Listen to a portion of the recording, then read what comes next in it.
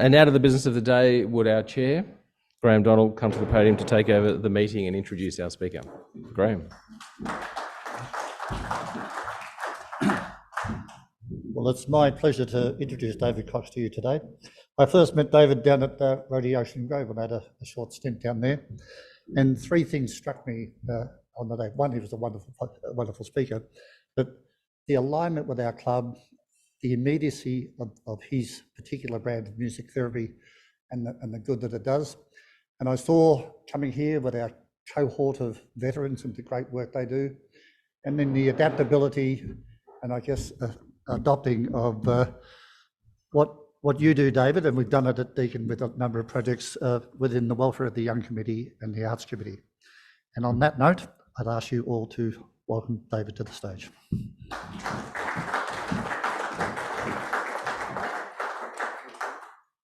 I want you to imagine, just for a moment, we're not here.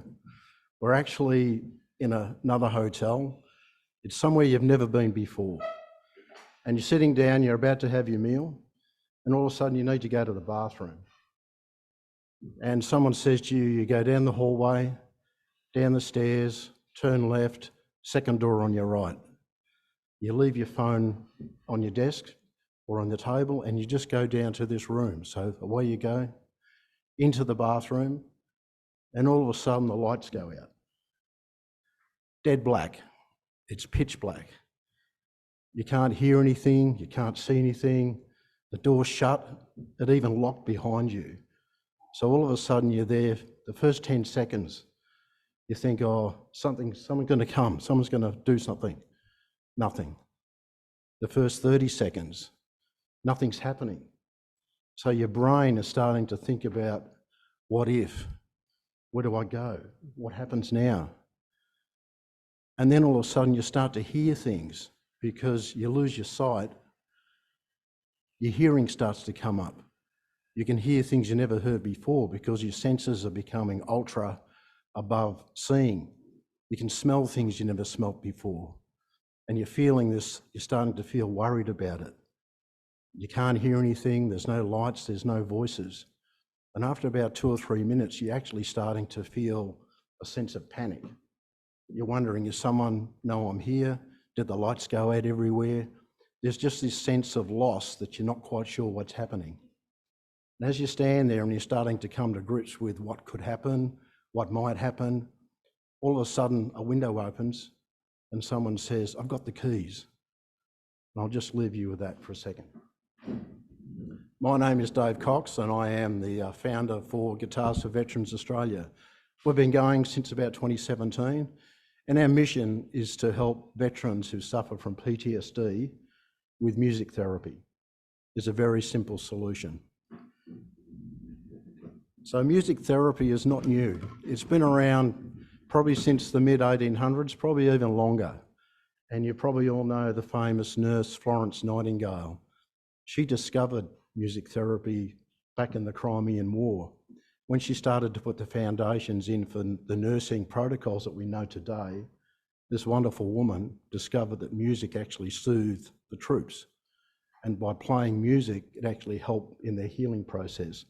So she pushed this idea of some music that was soothing, it was flowing, and it actually helped the troops recover. So it became something that became embraced in the nursing in the very, very early days, that music helped.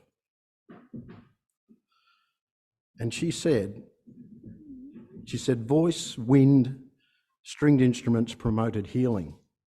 So when I think about that, that's 150 years ago, this woman recognised that and said that. So she knew something. So why Guitars for Veterans Australia? Well, we have record statistics and we all know them. They're staggering. Over 30% of males experience PTSD who served. 29% of women who served experienced PTSD. And the suicide rates, as we know, are 2 to 1. Males that have left the service, they're likely to suicide twice the level of any other male in the population. So PTSD has an effect, and it's something we have to try to grapple with.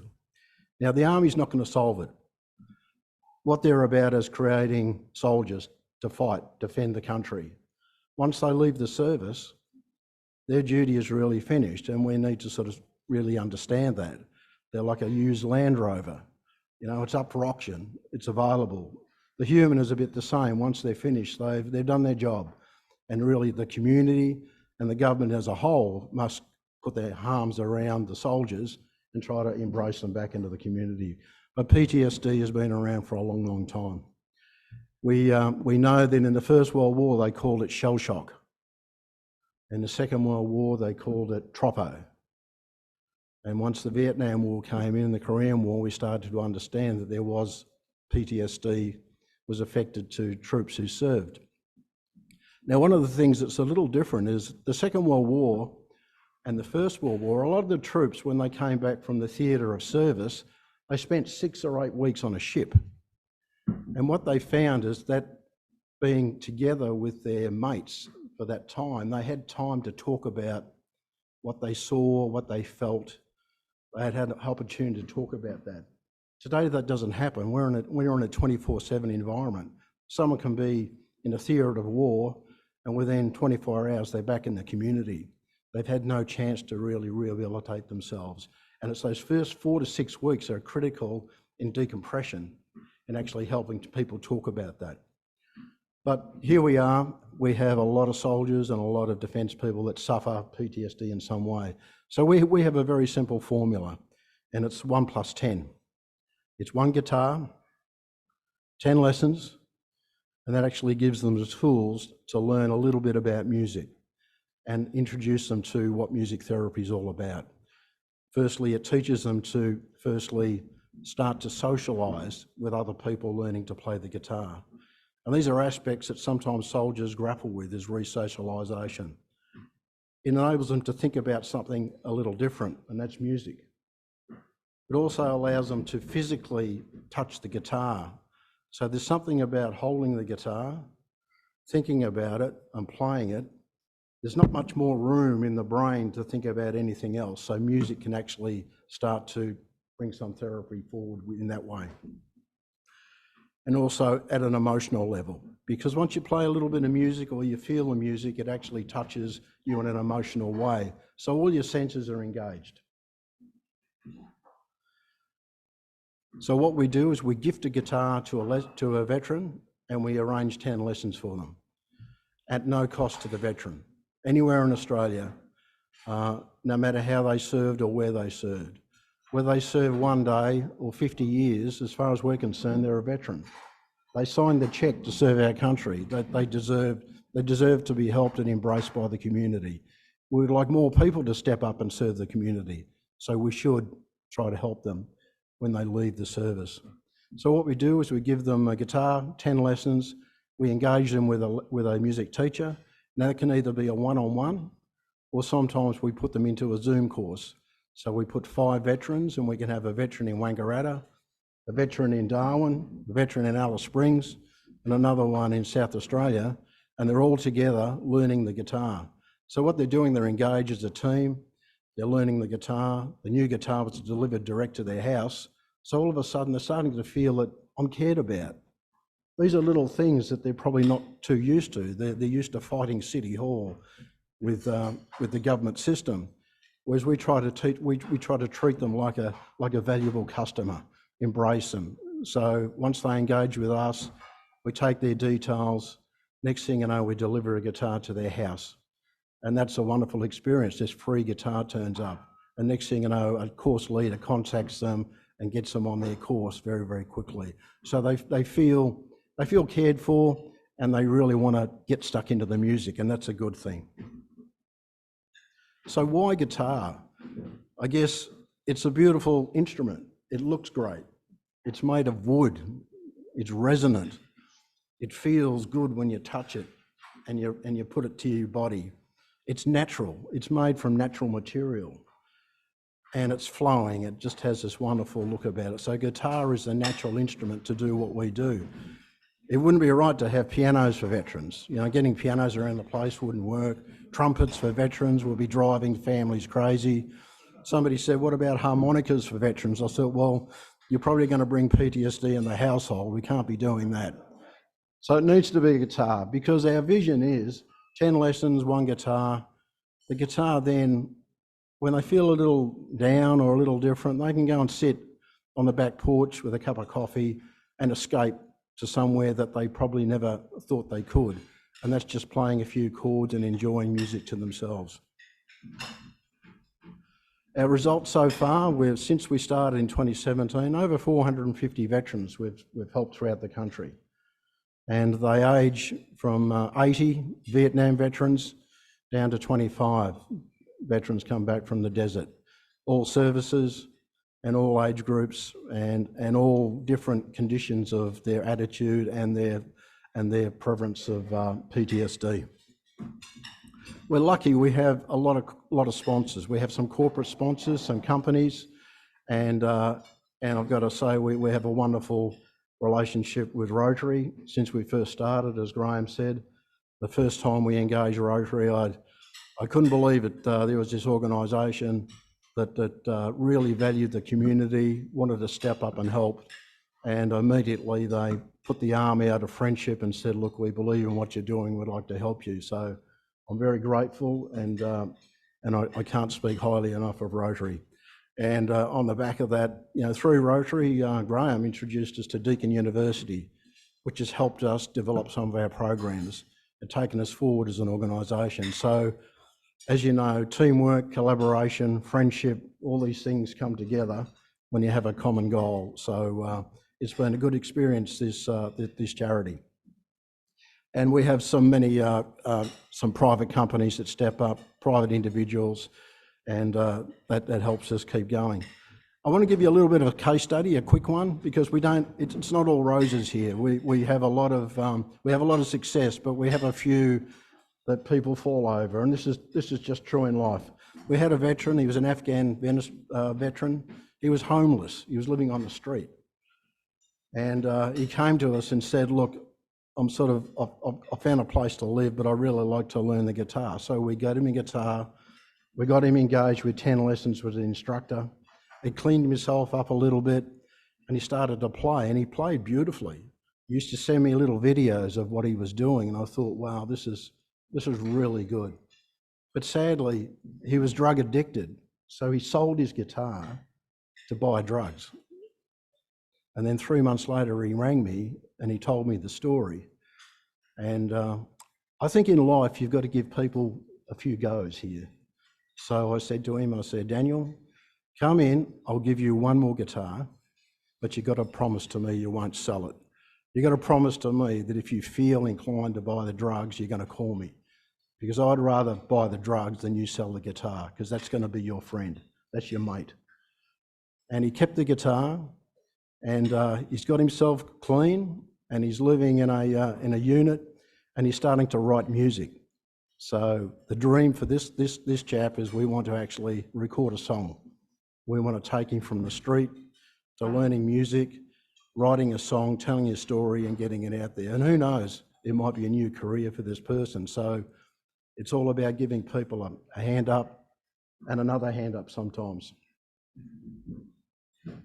So our next steps, what we're trying to do is we're trying to encourage the veterans to team up with their mates in RSLs and play a bit of jam sessions and try and do more with music. Because for me, some of these RSLs, they're underutilised, totally underutilised. It makes me sad, these buildings, empty, and they come alive on 25th of April and a few other times, but the other time they're sitting there vacant. So for me, if we can introduce some music and get the veterans in there jamming, well, that will be a beautiful thing. We want to teach them to songwrite. So we'll expand our operation to actually have people come in free of charge, songwriters, to mentor some of the veterans. And if we need to, we'll coach them in how to sing songs and take them to the next level, because it would be nothing better to have some of these veterans out there playing their music and sharing their song. And that's not only helping themselves, but it's also sharing their experience with the community. So we don't sit back on our laurels and sort of wait for donations. We love them, of course, and they're all needed.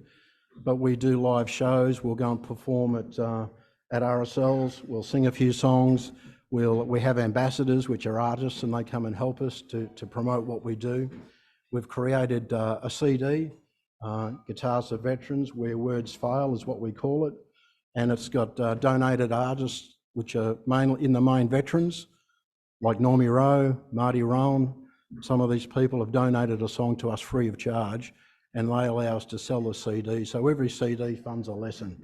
So we're a bit like Rotary. We think you've got to be proactive. You can't just sit back, get out there and make some noise and tell your story. We have a thing called Rhythm Art, which is, we accept donated guitars from the community. So one day I might get somebody turn up in a station wagon. Jenny turns up and she opens the back and you pull out these guitars. You know, this was Uncle Jimmy's. I got it from the shed, and this one was Johnny's from under the bed. So the place is littered with all these old guitars that are not used. So my vision is that we can try and reuse them and get them to veterans. But sometimes, sadly, we get these guitars, you know, the necks are broken, the strings are off it, and obviously we'll take them in goodwill. But we figured another way what we can do is we take those guitars, take the strings off them, and we give them to veterans who are doing art, and we say, can you paint a poppy theme on the guitar? So we've rebirthed that guitar, and then we sell and raffle that at auction. So we've taken that beautiful instrument that we're probably destined to the tip, and we've given it a new life to raise funding for what we do. So the program is sort of, the essence is 1 + 10, 1 guitar and 10 for a veteran, but we need to keep thinking of better ways how we can push ourselves forward. So I'll just come back to being lost in that hotel. Veterans have rang me up from time to time and said what the course means to them. And one of them said to me, he said, I can't tell you in a lot of words what it means, but all I can say is it's like someone has opened a new window in my mind. And that's what music has done to this person. They're so consumed with all their thoughts and things that enabling the music has just opened this little window that they never thought was there, that they can actually think about something else in a beautiful way. So music matters, it changes people's lives, and it makes a difference. So what I'd like to do is, I didn't bring it along just to sort of show you what a guitar is. I think we all know what a guitar is. But as part of the CD, we had a few artists write songs and give them the songs. And I was fortunate enough, a veteran came to me one day and he said, Dave, look, I can't sing and I can't play, but I wrote this poem when I was in Afghanistan. And I'd like you to have a look at the poem, and if the words are any good to you, please use them in your program. So I took the music away and we wrote a song, and it's called Where Do I Go? And these are words from a veteran.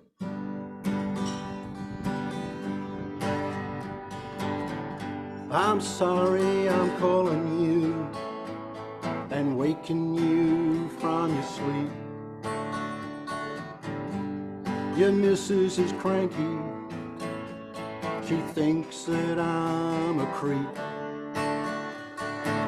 I don't know what I'm doing, I don't know where to go, and I've been down before and never been this low. So where do I go? Oh, please tell me, where do I go? Oregon was pretty tough, the heat, the sand and the flies,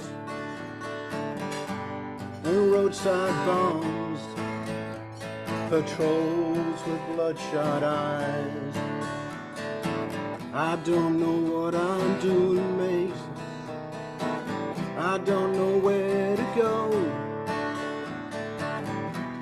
and I've been down before and never been this low. So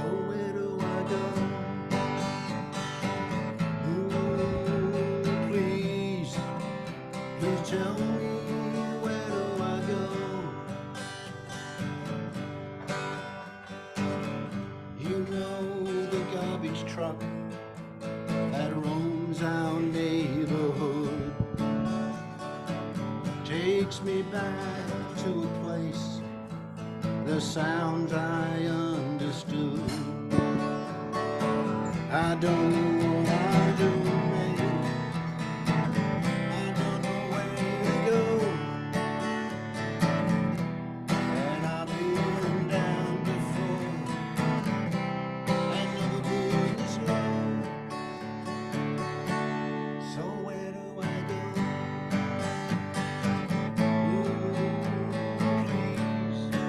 Please tell me, where do I go?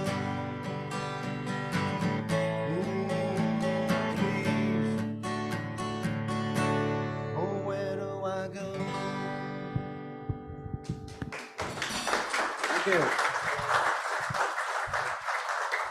So that's the answer. That's the question. Where do they go? Well, they go to the community and they seek help, and hopefully they come to Catasta Veterans, and we might just give them just a glimmer, open a new window in their mind. So thank you so much for the opportunity. My pleasure. So we have time now for some questions. Yeah, of course. Yep.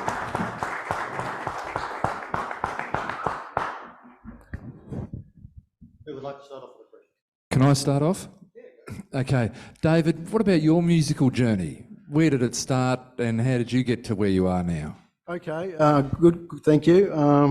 I served in the military 10 years. I was in the army, and when I joined at 15, in those days you could join young, I left home and took my jeans, which I didn't wear much, and a guitar. It was my mate. So as I travelled throughout the army and served, I always had a guitar with me. And then when I left the service, I went into corporate. All the skills I learned in the military helped me define a corporate career and then my own business career. But the guitar was always in the corner and a great friend. But about 5 or 6 years ago, I decided now it was time to rekindle my music aspirations and start to write music. And I did. I started to write some songs and become a small-time country sort of artist. And then I came across the idea that it was time to energise all that together into focus, and maybe I could do something to help veterans. Are exit interviews when you leave Defence so that your health and well-being is assessed? And how many people actually leave the forces with PTSD, or does it come on in later years? Okay, good questions. When you leave the military, when I left the military those years ago, there was no debrief, there was no exit interview, hand in your boots, see you later. It was like that. In the last 10, 20 years, they actually try to go through a transition. They try to talk about career operations and what you might be able to do. Because people have been in the military for 20 or 30 years, they've never had to worry about health insurance, going to the dentist.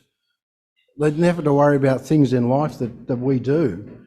So when they get disconnected, it's the heart and lungs is actually disconnected from that person, and they have to re-engage in community. It's a big step. Now, if they've also been in a conflict situation and they've experienced PTSD, that's not necessarily picked up. You know, it's suppressed, it's internalised, they don't really want to talk about it. So the military, it's more the DVO, the Department of Veterans Affairs, they're really working on how to catch that, but it's a journey. And we're not alone, it's a global issue. The USA, of course, are struggling with it as well because of just the sheer amount of veterans they've got out there. But the numbers, they say ex-military males, it's about 32% suffer from a PTSD, and for women, it's about 28%. So it's quite significant. But the numbers that we have, the Deakin University did a study for me, and they actually they demonstrated, and they have the facts that music therapy can help that by about 30% in a veteran. So that's a pretty high hit rate to actually have some effect on PTSD. Hi there, David. My name's Adrian. On Monday night, I went to the Melbourne Theatre Company where they're currently showing My Sister Jill. And the story loosely is about a post-World War II veteran who comes home and he's got PTSD, and then the impact that has on his family subsequently. And without giving too much away, it includes aspects of the Vietnam War as well, and PTSD from that. So this has been happening for generations, for years. We know that it's happening. The Army knows that it's happening. Why do we wait until after the fact? What can we do that's proactive beforehand? The statistics are the statistics, and it's been around forever. What can we do proactively to be able to prevent it? Is there something to do with music maybe that can help in advance rather than after the fact? Look, I think a lot of minds are thinking about this, and you're so right. You know, I used to say in the old days, where's Fred? I was down the shed having a turn. Well, that was the terminology. They didn't know what to say, but he was down there decompressing. He was having an episode with his PTSD. But I think the thing is the military now have a lot more therapists, psychologists. They've actually put a lot more effort into managing the mental state of veterans through the service and also post-service and the transition. So what you asked about before, there's definitely a lot more effort going into that. We're probably in a bit of a peak at the moment, because as we've finished the desert campaigns, you know, we're going to have a lot of young people coming out and transitioning. So there's going to be quite a big cohort of that. And, you know, and that's on the back of obviously the Vietnam veterans. I mean, a lot of those Vietnam veterans are still suffering badly. And it's not just their experience in the theatre of war, it's also the experience when they returned home. They were rejected, you know, they were criticised, you know, it was they weren't allowed to wear their uniform. So not only did they go through that experience, but they weren't even acknowledged for having served their country. So a double whammy, and that alone can bring on a PTSD. So the answer is it's a continual process, and the military shouldn't wait till the end. It should be from day one, you know, always talking. As we've learned in society now, in business, you know, communication, talking about issues, trying to resolve it, not putting them under the carpet. So that's the solution. But music is a key factor. David, Peter Hollingworth, thank you very much for that. That was the most powerful experience that I've just had, and it brings home for me some prior experiences I had working particularly with Vietnam veterans. And in the aftermath of all this, what's been happening in Afghanistan, all the things you've talked about, I think the work you've done, we know that music therapy has a profound impact. And we know what happens when we fail to deal with it immediately after people return home, and we should be ashamed of ourselves.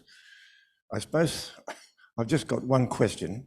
In the midst of all the remarkable things you've done and the stories that you've told, and I've seen it all myself, and we don't ever seem to learn.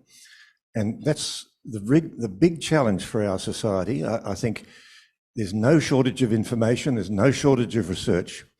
We've seen it all face to face, and countless numbers of us have experienced it in one way or another. Now, I suppose the question is, for organisations like you, it's clear that you've got a wonderful form of therapy, then that's got to go on. You know, the service, direct service is profoundly important. But the big question is, I suppose, at the end of the day, it's a kind of quasi-political one, that somehow or other our major institutions don't grasp the extent of responsibility, and somehow or other it slips through the cracks, and they're not cracks. They're very, very serious situations in our society. I thank God for you. You've done, you know, you're doing wonderful work, and your musical talents are not lacking at all. So I don't know. There's a very broad question in that. And I guess it lies with all the organisations that are in the business of trying to heal the wounds afterwards and persuading those who have to make responsibilities for policy to change in future the things we've done and the things we've not done. Sorry. No, thank you. And look, thank you for your great words and kind words. I appreciate that. For me, the solution is the community. If we wait for government to solve our problems, we'll be waiting a long time. They're there for a function, but I'm a great believer they're not there for everything.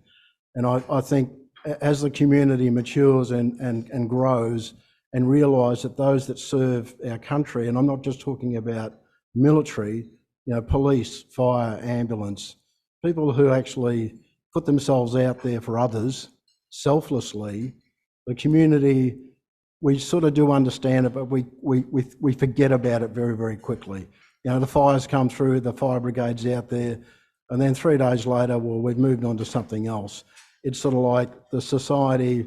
How do we instill in society that we've got to work together, we've got to look after each other, and I think I have a hope. I'm a believer in hope. Is that people are putting their hands out a little more to help others.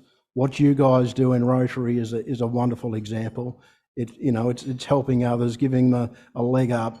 The more we do of that, the more we can solve these issues, and particularly in mental health, because mental health is about isolation, it's about depression, it's about going through something really tough. And the only way out of that is with somebody else putting a hand around you, an arm around you, opening a window of light. That's the only way we're going to solve this. There's no magic medicine. And I've had veterans that have come to me and said, I've been on medication, but I feel so much better when I play the guitar. How incredible is that? The money that goes into medication, if we could just teach people to play music and share music, join a choir, join something, get involved, because that's sharing. And these are the human things that we've got to re-embrace, and that's how we're going to solve these problems.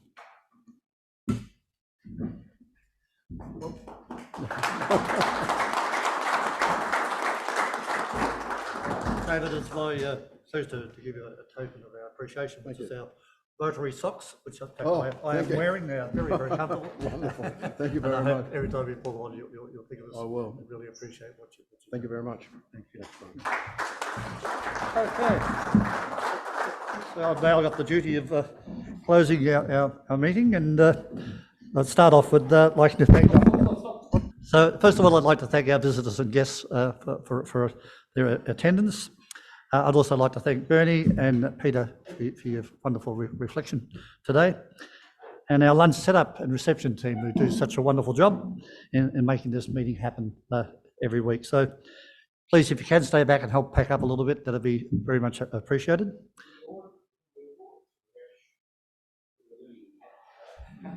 Yeah, whatever. Yeah, I think we can do that. Yeah, and it's the closest thing to a magpie that I've seen, so that's okay.